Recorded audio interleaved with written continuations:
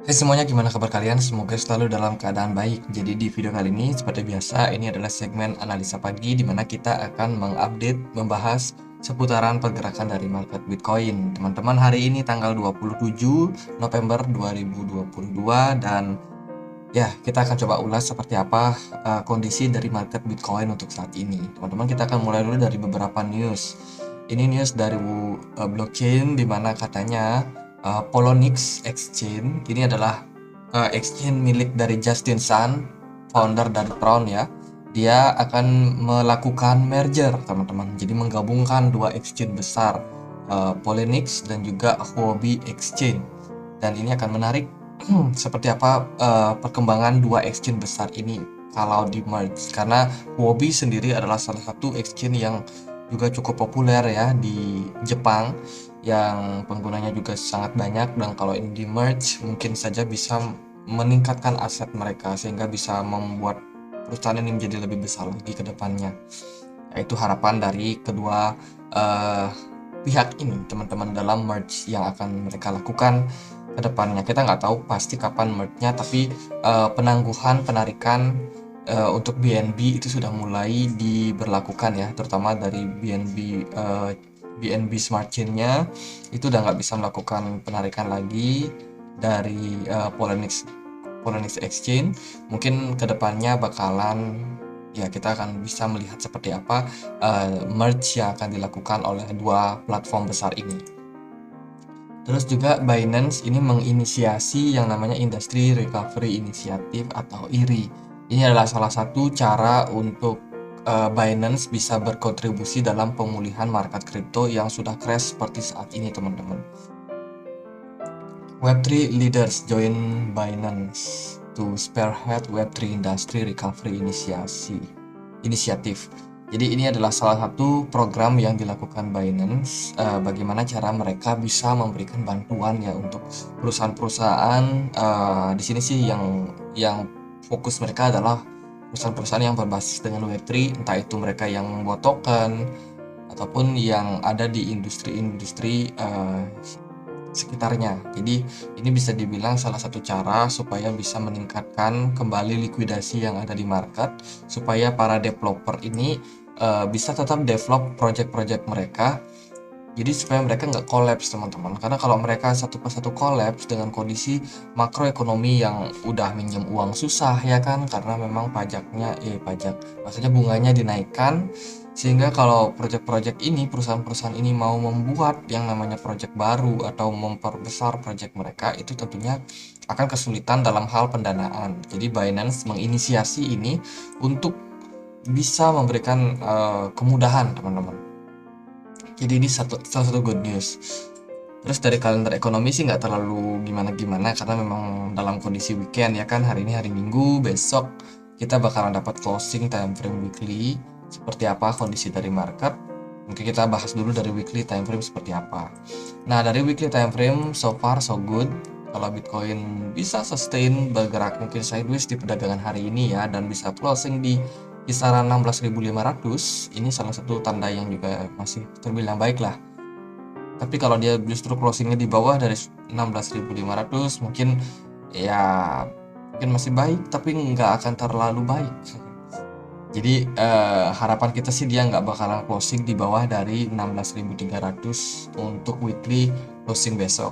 Semoga aja bisa closing di atasnya. Semakin di atas maka akan semakin meyakinkan bahwa Bitcoin sudah mulai ada tanda-tanda mengalami potensial reversal. Sementara itu kalau kita lihat dari kondisi RSI sendiri, di sini sudah mulai terbentuk yang namanya divergence. Ini udah beberapa kali saya sampaikan, ada divergence ya dari RSI-nya.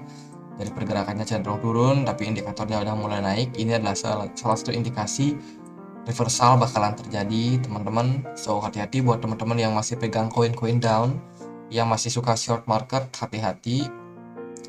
Terutama yang leverage-nya agak tinggi ya, itu waspada sekali dalam kondisi seperti sekarang ini, karena peluang untuk naik sudah mulai ada tanda-tanda, teman-teman.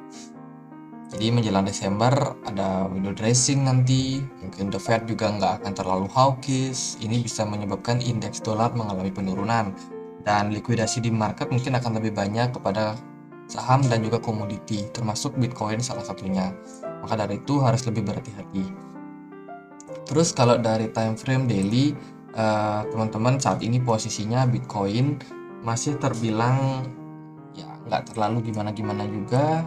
So far sih kemarin kita closingnya nggak terlalu jelek juga ya, meskipun masih jelek sih, candle merah. Terus sekarang kalau bentuknya doji seperti ini berarti ada ambiguity yang terjadi di market, ketidakjelasan yang terjadi di market. Tentunya kita butuh konfirmasi candle yang cukup meyakinkan, which is itu adalah candle hijau. Kalau memang market masih bakal naik, seharusnya hari ini bisa closing hijau ya, entah itu spinning top atau long stick candle lebih baik. Tapi kalau closingnya cuma doji seperti ini, maka masih ada ketidakjelasan yang mungkin terjadi pada market untuk esok harinya. Nah, kalau dari time frame 4 jam, teman-teman, di time frame 4 jam posisi Bitcoin saat ini sudah berhasil breakout daripada descending channel dan saat ini masih dalam fase korektif. Dan ini salah satu juga tanda yang kurang begitu baik, karena kita kan expect nih kalau Bitcoinnya bakalan cukup kuat buat naik ya. Jadi harapan kita adalah dia bisa impulsif bergerak naik. Tapi teman-teman, kalau kita mau realistis melihat kondisi saat ini, volume perdagangannya nggak banget, sangat kecil ya. Jelas mengalami penurunan sejak 25 November sampai hari ini. Volume perdagangannya terus turun, dan gimana Bitcoin mau naik kalau volume perdagangannya cenderung turun? Jadi itu yang pertanyaan yang harus kita lihat ke depannya, dan marketnya akan membuktikan ya, time by time.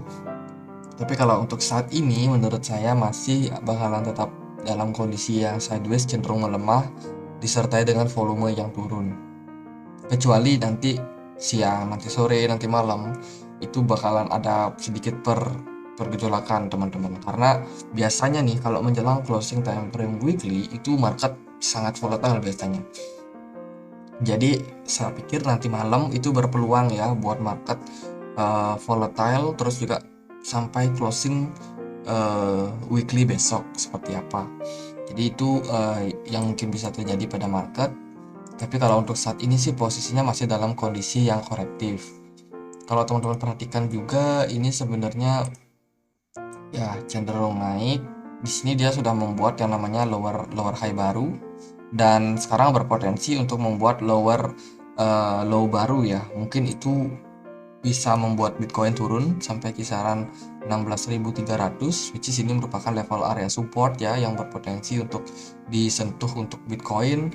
Kemudian ya mungkin baru dia mendapatkan momentum buat bullish, jadi membentuk triangle mungkin, dan dia baru kembali bisa melanjutkan tren kenaikannya. Cuma kalau dalam kondisi yang seperti sekarang ini sih mungkin ya market maker juga masih libur, masih santai, masih weekend, jadi nggak akan terlalu banyak aktivitas pada market. Tapi so far sih pergerakannya masih cukup oke ya. Saya lihat Bitcoin beberapa kali kena tekan tapi tetap bisa bertahan di kisaran 16.300. Jadi menurut saya nggak ada yang perlu kita khawatirkan untuk saat ini, karena peluang buat naik juga masih tinggi, peluang buat turun koreksi pun juga masih ada. Jadi kesempatan kalau memang dia mau turun, market buat turun market ya, kesempatan buat cicil. Mungkin teman-teman yang kemarin belum kesempatan, belum berani beli nih, wah takut beli, ya udah, mungkin teman-teman udah ada dana bisa mulai cicil lagi di bawah. Tapi kalau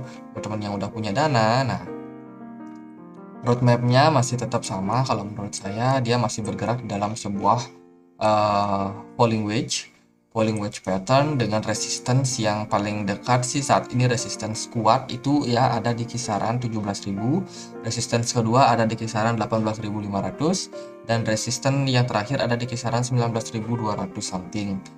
Nah, kalau Bitcoinnya mampu menjebol level resistance di sini, maka kita tahu Bitcoin sangat berpeluang buat kembali melanjutkan kenaikannya sampai kisaran 30.000